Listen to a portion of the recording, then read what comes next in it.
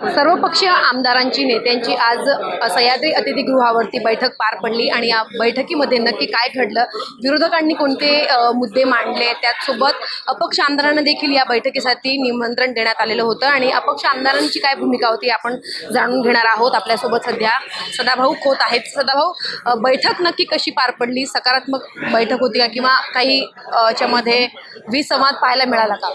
नाही, या बैठकीमध्ये प्रत्येक पक्षानं प्रत्येक नेत्यांनी आपापली मतं या ठिकाणी मांडली आणि मराठा समाजाला आरक्षण मिळालं पाहिजे यावर सगळ्यांचं एकमत होतं। या बैठकीमध्ये माझ्याकडून ज्यावेळी रयत क्रांती संघटनेच्या माध्यमातून आम्ही ज्यावेळी मांडलं त्यावेळी सांगितलं की आदरणीय मनोज जरांगेंची जी मागणी आहे ती मराठा समाजाला सरसकट कुणबीचे दाखले द्या आणि त्यांचा ओबीसीमध्ये समावेश करा।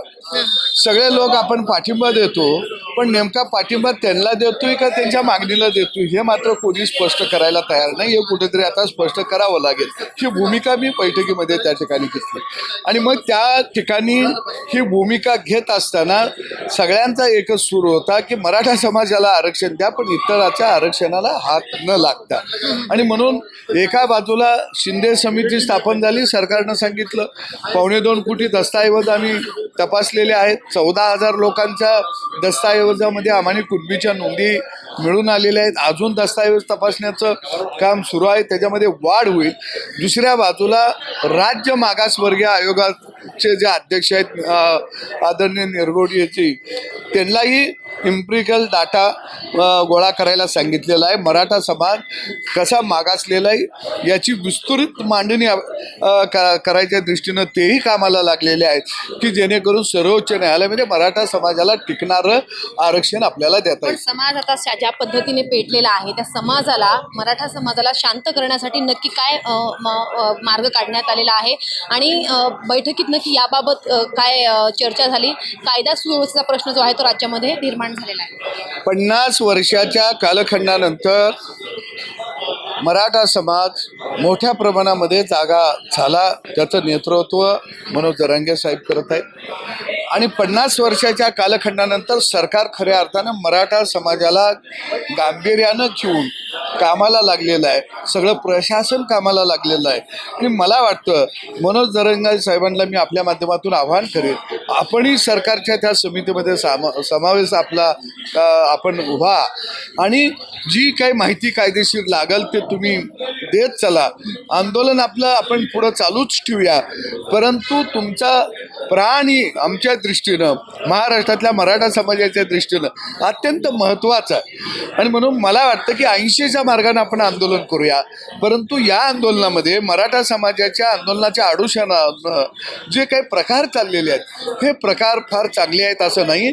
मराठा समाजाच्या आंदोलनाची दिशा भरकटवण्यासाठी काही लोक या आंदोलनामध्ये घुसलेले आहेत का काय याची शाहीनिशा सरकारनं करावं ही आम्ही मागतो। मला असं वाटतं का कोणतरी मागे आहे?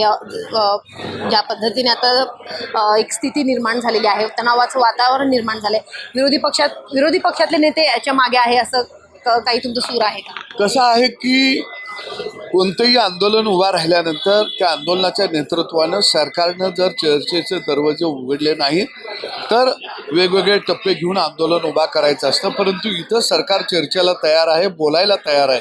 अशा काळामध्ये नेमकं काय सरकारची भूमिका हे समजावून घेऊन त्या ठिकाणी बसून चर्चा करून यातूनच मार्ग काढता येतो। परंतु जर आपण त्या दिशेनं चर्चेच्या दिशेनं नाही गेलो तर आंदोलन दुसऱ्या दिशेनं जात असतं आणि म्हणून आता जे राज्यामध्ये एकंदरीत चाललेलं आहे काही लोकांना हे आंदोलन भरकटण्याचं हे आता यातून सिद्ध होत आहे। कारण कुणी एखादा चांगला सल्ला द्यायला गेलं तर त्याला धमकवलं जातं।